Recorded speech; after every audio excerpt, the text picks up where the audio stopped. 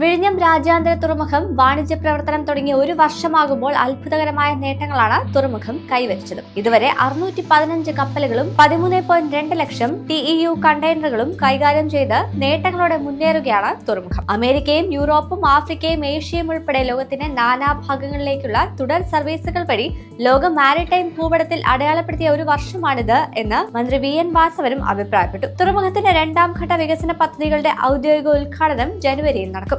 2024 July 11-നാണ് തുറമുഖത്തിന്റെ trial run ആരംഭിച്ചത്. December 3-ന് വാണിജ്യ പ്രവർത്തനവും തുടങ്ങി. 2025 മെയ് 2-ന് തുറമുഖം രാജ്യത്തിന് സമർപ്പിച്ചു. തുറമുഖത്തിന്റെ 7,700 കോടി രൂപ ചെലവുള്ള ആദ്യഘട്ടത്തിൽ ഏതാണ്ട് 4,600 കോടി രൂപ സംസ്ഥാന സർക്കാരാണ് മുടക്കിയത്. പുലിമുട്ട് നിർമ്മിക്കാനുള്ള 1,350 കോടി രൂപ പൂർണ്ണമായി സർക്കാർ ഫണ്ടാണ്.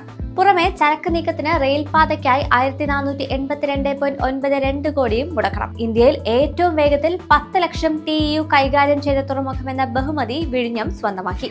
വെറും 10 മാസം കൊണ്ടാണ് ആദ്യഘട്ടത്തിലെ പരമാവധി ശേഷിയായ ഈ ലക്ഷ്യം മറികടന്നത്. 399 മീറ്ററിലധികം നീളമുള്ള 41 അൾട്രാ ലാർജ് കണ്ടെയ്നർ വെസലുകൾ ബെർത്ത് ചെയ്തടക്കം ഇന്ത്യയിലെ മറ്റ് ഏത് തുറമുഖത്തെക്കാളും കൂടുതൽ വലിയ കപ്പലുകൾ എത്തിയത് വിഴിഞ്ഞത്താണ്. 300 മീറ്ററിൽ കൂടുതൽ നീളമുള്ള 154 കപ്പലുകളും 16 മീറ്ററിലധികം ഡ്രാഫ്റ്റുള്ള കപ്പലുകളും ഇതിൽ ഉൾപ്പെടുന്നു. 17.1 മീറ്റർ ഡ്രാഫ്റ്റുള്ള MSC വെറോണ എത്തിയതോടെ ദക്ഷിണേഷ്യയിൽ തന്നെ കൈകാര്യം ചെയ്തതിൽ ഏറ്റവും ആഴമുള്ള കപ്പൽ എന്ന റെക്കോർഡും വിഴിഞ്ഞത്തിന് സ്വന്തമായി. ഒപ്പം ലോകത്തിലെ ഏറ്റവും വലിയ കണ്ടെയ്നർ കപ്പലായ MSC ഐറിനെ വരവേറ്റതും MSC പലോമയിൽ ഒരൊറ്റത്തവണ 10,576 TEU കൈകാര്യം ചെയ്തതും സുപ്രധാനമായ നേട്ടങ്ങളാണ്. പ്രവർത്തന മികവിന്റെ കാര്യത്തിലും വിഴിഞ്ഞം മുന്നോട്ട് നിൽക്കുന്നു. 2025 ഒക്ടോബറിൽ 28.52 എന്ന ഉയർന്ന ഗ്രേസ് ക്രെയിൻ റേഷ്യോ കൈവരിക്കാൻ തുറമുഖത്തിന് സാധിച്ചു. വനിതകൾ ഓട്ടോമേറ്റഡ് ക്രെയിനുകൾ നിയന്ത്രിക്കുന്ന ഇന്ത്യയിലെ ആദ്യത്തെ തുറമുഖം എന്ന സവിശേഷതയും വിഴിഞ്ഞത്തിനുണ്ട്.